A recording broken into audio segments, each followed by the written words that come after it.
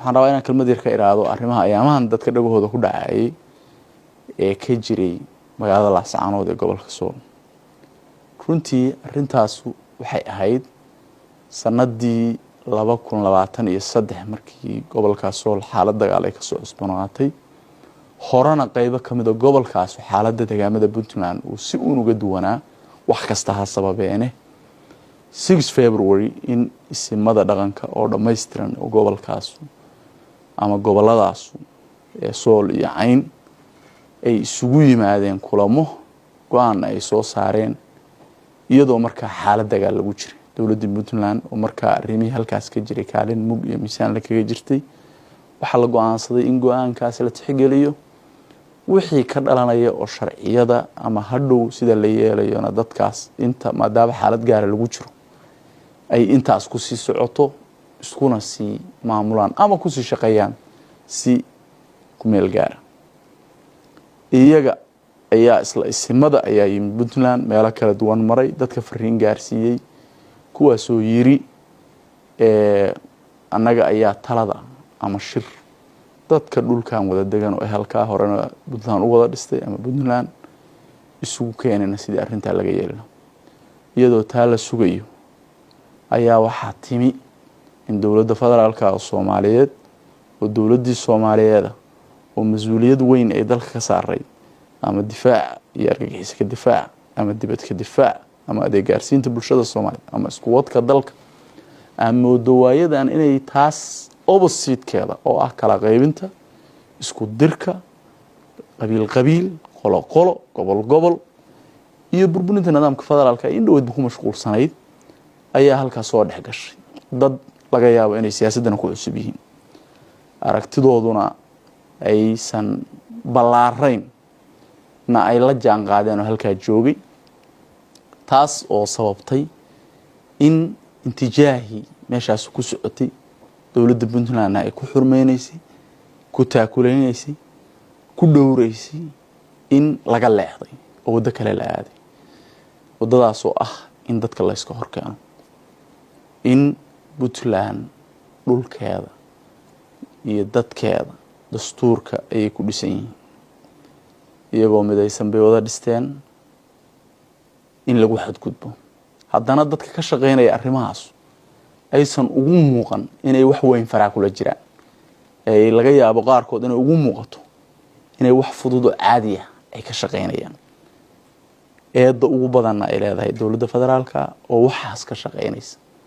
inta garashadoodu siisay dadkii dhulka wada difaacanay oo isku ehelka ah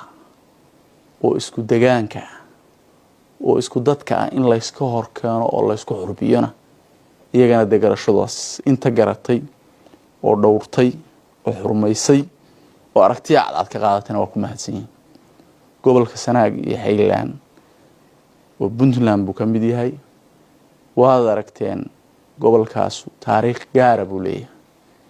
wax meel looga soo waarido waligii ma yeelin Ingiriis oo xoog weyn iyo gumayste ah buu diiday aad ogtiin ismadooda in dibadda lagu xiray kuwa kale oo qoriyay sideen jiray waaga waxyaabo kale ka shaqeyn jiray uu diiday kuwa ka dambeeyay buu diiday haddana wax meel lagu soo dhoobay ama xamar laga soo waadiriday oo dad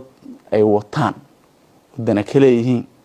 oo isimadeedii iyo dhaqankeedii iyo taladeedii aan ka iman oo aad la maqlay codkooda iyo taladooda iyo waxa ay tahay kama shaqeyn doonaan meesha ay ka shaqeyn doonaan de bal waa arkayna oo ninkii de ka dheer dadka iyo dalka iyo waxgaradka iyo deegaanka hadda ka boodo dawladda Puntland weeye dhulkaas dhulka oo dhan waa dawladda Puntland anaga ku matala wixii adeega iyo wixii shaqo ah oo dalku leeyahay mararka qaar ko tabasho iyo wax ka dhiman waa jiri karaan laakiin dawladnimadeeda iyo salkooda khilaaf cusubna lama gelin karo inay ka shaqeyso wax kale aan laga yaabo iyagana go'aansaday dhaqankan la shaqeynayna waxgaradkan la shaqeynayna bulshadan la shaqeynayna hay'adaha dawladda waajibkooda gudanayaan dadka Soomaaliyeed guud ahaantii waxaan ugu baaqayaa in midnimada la ilaaliyo in la istixgeliyo in arrin aragti kooban oo siyaasadeed laga leeyahay aanay dhibaato iyo khalkhal iyo dad isku dhaca iyo dad ku dhintay aanay sababin meel kastoo ay joogaan cadowga Soomaaliyeed oo argagixisada meel looga soo wada jeensado loona midoobo si dadka Soomaaliyeed dowladnimadooda loo ilaalin lahaa dowladnimada ama magaca dowladda federaalka ama dowladnimada Soomaaliyeed eed male dadka wada oo shakhsiyadeynaya oo danaynaya oo qabiileynaya ayaa eedda leh iyadana waa laga gudbaya waa la yaqaanaa aragtiyo kooban oo la alfo oo dhibaato lagu geystaa waqti kooban bay socdaan mana si waaraan waxaasina la mid noqonaya waxaan rabaa guud ahaan dadka reer Puntland inaan u mahadnaqo inaan midnimo iyo horumar u rajeeyo dhammaantiina aad iyo aad baa u mahadsantiin waxaan leeyahay hambaliyo mar kale 27 guurada Puntland mahadsantiin